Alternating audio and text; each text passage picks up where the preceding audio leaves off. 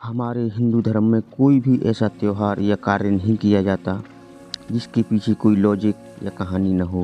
हमारे धर्म में हर एक संस्कार, हर एक पूजा, प्रार्थना या कोई भी चीज़ क्यों न हो, उसके पीछे कोई न कोई वैज्ञानिक कारण या कहानी अवश्य होती है। कहा जाता है कि हिंदू धर्म ही एकमात्र ऐसा धर्म है जो वैज्ञानिक तथ्यों से जुड़ा हुआ है और सारी कहानियाँ भी हमें यहाँ सुनने को मिलती हैं। आज हम आपको एक ऐसी ही कहानी जो मकर संक्रांति से जुड़ी हुई है, जो शायद ही आपने कभी सुनी होगी। यह कहानी मकर संक्रांति धर्मराज की कहानी है। इसमें आपको धर्मराज की व्रत और उनकी एक कहानी बताने जा रहे हैं। ऐसा कहा जाता है कि इस कहानी को सुनने और व्रत करने से प्राणी को मोक्ष एवं स्वर्ग की प्राप्ति होती है। दोस्तों, आपको बता दें कि धर्मराज का ही दूसरा नाम यमराज भी है। दोस्तों, एक समय की बात है जब पृथ्वीलोक पर बब्रुवाहन नामक एक राजा राज्य करते थे। उनका राज्य बड़ा ही सुखद था, समृद्ध था एवं राजा भी बड़े दयालु थे। इसी राज्य में एक ब्राह्मण हरिदास भी निवास करता था। हरिदास एक तपस्वी ब्राह्मण था। उसका विवाह गुणवती नामक एक सुंदर, सुशील, धर्मवती पतिव्रता स्त्री से हुआ था। गुणवती ने जीवन भर में सभी देवी देवताओं की उपासना की और सभी प्रकार के व्रत किए एवं दान धर्म भी किया करती थी। इसके अलावा अतिथि सेवा का भी वह अपना धर्म मानती थी। ऐसे ही हंसी खुशी और ईश्वर की उपासना करते हुए वह वृद्ध हो गई। जब उसकी मृत्यु हुई तो यम धर्मराज के दूत उसे अपने साथ धर्मराजपुर ले गए। यमलोक में सुंदर सिंहासन पर धर्मराज विराजमान थे। उनके पास में चित्रगुप्त भी बैठे थे। आपको पता ही होगा कि चित्रगुप्त के पास सभी प्राणियों के पाप पुण्य का लेखा जोखा होता है। चित्रगुप्त प्रभु को प्राणियों का लेखा जोखा सुना रहे थे। तभी वहाँ यमदूत गुणवती को लेकर पहुँचे। गुणवती उन्हें देखकर थोड़ी भयभीत हुई और मुँह नीचे करके खड़ी हो गई। चित्रगुप्त ने गुणवती का ब्यौरा निकाला और धर्मराज को बताया। धर्मराज ने पूरा ब्यौरा देखा और वे बहुत प्रसन्न हुए, परंतु फिर भी उनके मुखमंडल पर थोड़ी उदासी भी छाई हुई थी।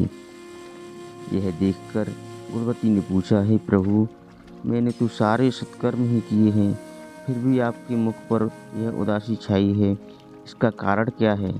कृपा करके मुझे बताइए प्रभु, मुझसे ऐसी क्या भूल हो गई है? तब धर्मराज ने उत्तर दिया, हे देवी, तुमने सभी देवी देवताओं के व्रत किए हैं, उपासना की है, परंतु कभी तुमने मेरे नाम से पूजा पाठ या कोई भी दान धर्म नहीं किया है। धर्मराज की यह बात सुनते ही गुणवती क्षमा याचना करने लगी और कहने लगी, हे प्रभु, मुझे आपकी उपासना के बारे में कुछ ज्ञात ही नहीं है। मैं जानती नहीं कि आपकी उपासना कैसे करते हैं। कृपा करके मुझे वह उपाय बताइए प्रभु, जिससे कि सभी मनुष्य आपकी कृपा के पात्र बन सकें।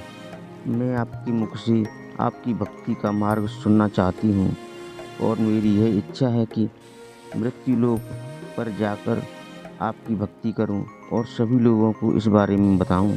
धर्मराज ने गुणवती की विनती सुनकर उसे बताया कि जिस दिन सूर्यदेव उत्तरायण में प्रवेश करते हैं, यानी कि मकर संक्रांति के दिन मेरी पूजा शुरू करनी चाहिए। उस दिन से लेकर पूरे 1 वर्ष तक मेरी पूजा करते हुए कथा सुनना चाहिए। एक दिन भी पूजा या कथा नहीं छूटनी चाहिए। साथ ही पूजा करने वाले व्यक्ति को धर्म के इन 10 नियमों का पालन करना चाहिए। धीरज रखना एवं संतुष्ट रहना, अपने मन को वश में रखना और सभी को क्षमा करना, चोरी या अन्य दुष्कर्म नहीं करना, मानसिक एवं शारीरिक शुद्धियान पर पुरुष एवं स्त्री से बचाकर रहना, अपनी इंद्रियों को वश में रखना, बुरे विचारों को अपने मन में न लाना, यानी कि बुद्धि को पवित्र रखना, पूजा पाठ या दान पुण्य इत्यादि करना, व्रत करना एवं व्रत की कहानी सुनना, सच बोलना एवं सभी से अच्छा व सच्चा व्यवहार करना और कभी क्रोध नहीं करना। धर्म के इन सभी 10 लक्षणों का पालन करते हुए पूरे 1 वर्ष तक मेरी कथा नियम से सुने, दान पुण्य एवं परोपकार करें एवं अगली मकर संक्रांति पर इस व्रत का उद्यापन करें। इस सामर्थ्य से मेरी एक मूर्ति बनाकर विधि विधान से प्राण प्रतिष्ठा करवाकर हवन पूजन करें एवं साथ ही चित्रगुप्त की भी पूजा करें और उन्हें काले तिल के लड्डू का भोग लगाएं, ब्राह्मण भोज करवाएं एवं बांस की टोकरी में 5 सेर अनाज का दान करें। इसके अलावा गरीबों या ज़रूरतमंदों को गद्दा, तकिया, कंबल, लोटा एवं वस्त्र दान करें। हो सके तो गौदान करें।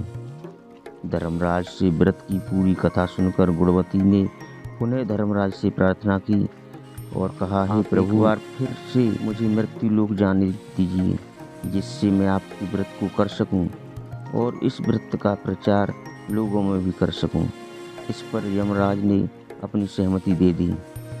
धरती लोक पर गुणवती पुनः जीवित हो उठी और उसके परिजन बहुत प्रसन्न हुए।